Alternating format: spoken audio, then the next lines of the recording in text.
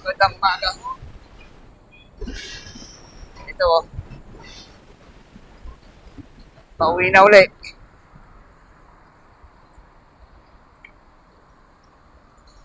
Galing 10 to 6. Usapang bike tayo.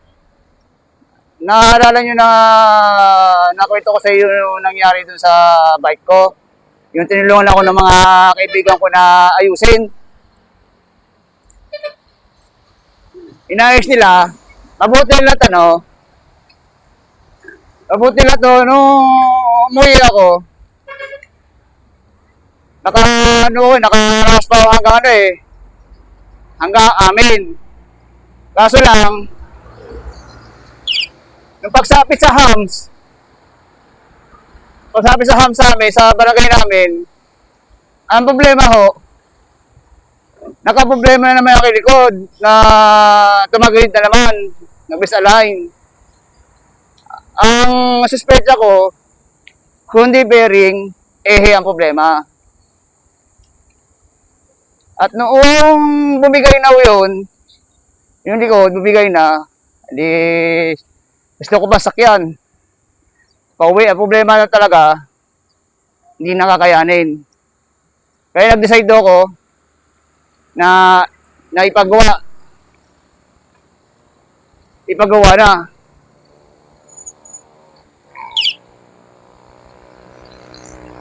Kaso, hindi ko na nasakyan, kaya naglakad na lang ako papunta sa paggawaan. Mabuti na mag-alas 8 na noon. Buti ko lang aking hintayin at magbubukas na yung gawa ng bike. Nang ito na, nung bukas na at nagprepare na yung mga manggagawa, pangalawa ko doon sa pila. Nung sinabihan ko yung magagawa, baka may problema na ako sa bearing o palta na. Yung suspecha ko, nagkatotoo. Ang problema na talaga ay putol na. Kaya bumili na, pinagawa ko na, bumili ako ng isang set ng kasama na bearing. Pati grasa, kasama na yon. Almost 190, pera pa yung ibabayad mo sa labor. Sumabot yata ako ng 230. Inabot na 230 yun. At sa awa naman amang mapangyarihan,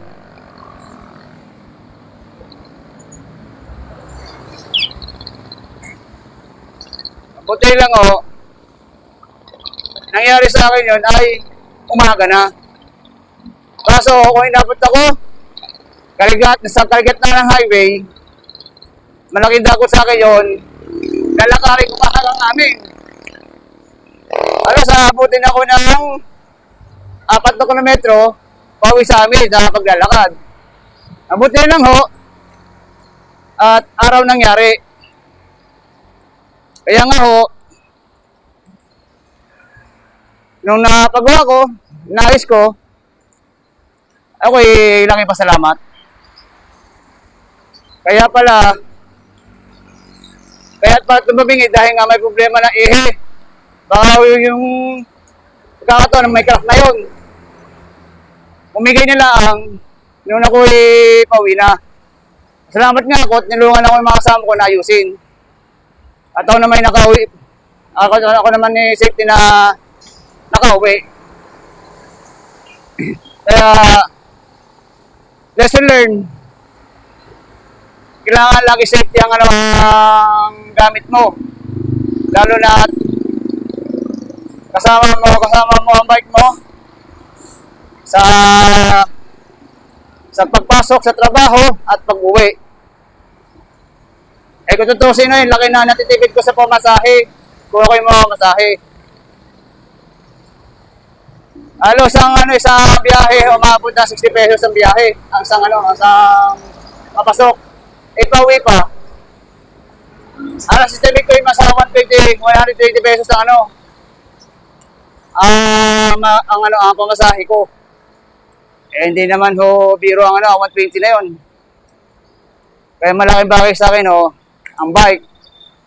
Mahirap, pero okay lang kasi parang itulong sa akin. At sanay na aking katawan sa pagbabike. Kaso lang, hindi man ako sanay na malayo ang biyahe. Lalo na pag niyaya ko yung kasama ko, nagbabike sa malayong lugar. Mamamasyal. Yun hindi ko kakayanin. Kaya nga ang purpose ng aking pagbabike ay trabaho at bahay. Pero kagabi, na ako pumasok, alas 9 na ako nakabiyahe. Nambon na nun. Mapatag na ang ulan. Pero mahina naman. Ang problema, basta na yung aking hita. Yung kasi na babasa. Okay na sana dapat, okay na sana yung mabasa. Problema, pagdating dito sa may kalagitnaan, doon nagmumuhos ang ulan. Ang problema, wala pa akong dalang kapote. Ito ayaw ko magkapote. Kasi nga abala. Pero wala akong magagawa, kailangan magdala ng kapote. Kaya,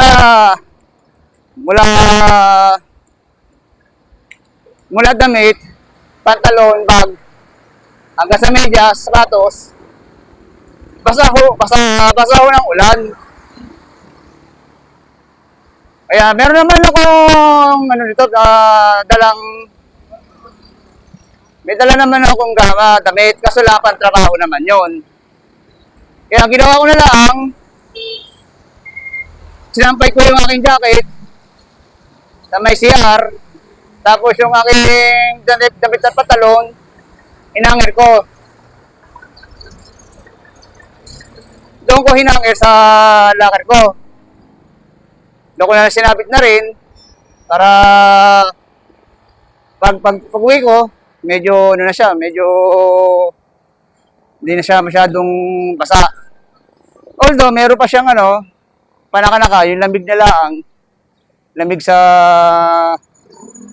damit at pantalon. Mas okay na huyo kaysa sa basa. Pero yung aking medyas at sapatos, yun ang basa ngayon. Wala akong extrang medyas at sapatos sa locker. Mayroon akong sapatos doon, safety shoes. Kaso pantrabaho ko naman yun. Kaya, ang moral lesson, lagi ka handa, magdala ng kapote.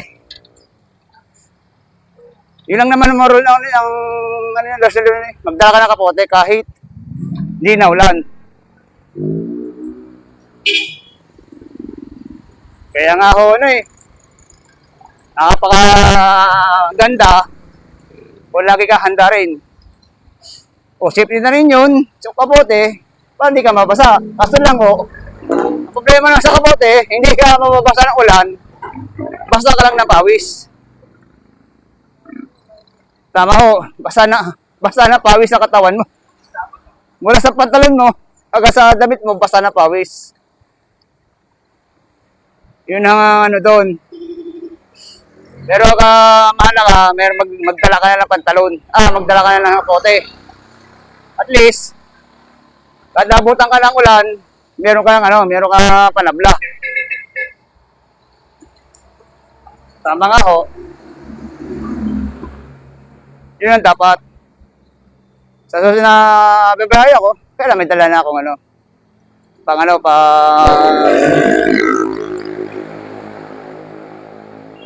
pang panablasan sa ulan. Kaya nga nung nabasa ko noon, natanong sa akin ng gwardiya, wala kayong dalang kapote, wala eh. Nabutan nila ako ng ulan dyan sa, ano, sa malapit na sa trabaho. Medyo ano pa naman, malakas-lakas pa yun. Kaya basa nga kaya na, nakibag eh. Kasi lang, hindi naman siya basa na, ano, totally hanggang loob. Hindi naman basa hanggang loob. Labas laang.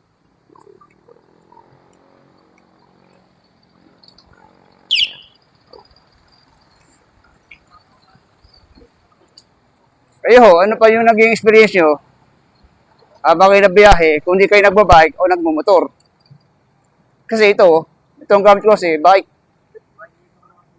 Kaya sa tuwing uulan, lagi ako basa. Minsan nga, tinatamad ako magpaputi. Inaya ko na ako mabasa. Ganon din naman. Pero sa susunod naman ay magdadala na ako ng kapote kasi ang kapote kasi hindi ko na dinala kasi summer. Kaso lang, paparamdaman ko lang kaya kailangan magdala. Kailangan ko magdala ng kapote. Ay nako. Hirap talaga.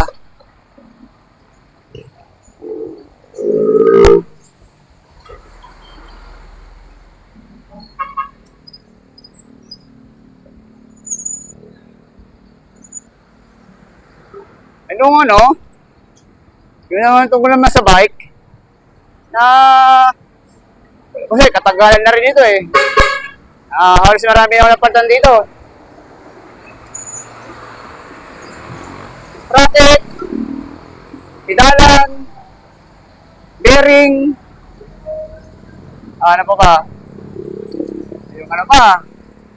Yung mga preno, cable. Marami pa rin update dito sa marami pa ako papayos dito sa sa aking bike. Lalo na yung aking mga shifter. Kailangan ko na rin palitan kasi ang aking kasing RD ay pang 8 siya pero ang aking kasi ang cambio ko kasi nasa 7 lang yung aking sprocket. Baka sa sunod na panahon, makapalta ko ng bagong RD. Pati itong mga sa ibabaw ko. Gano'n ng preno.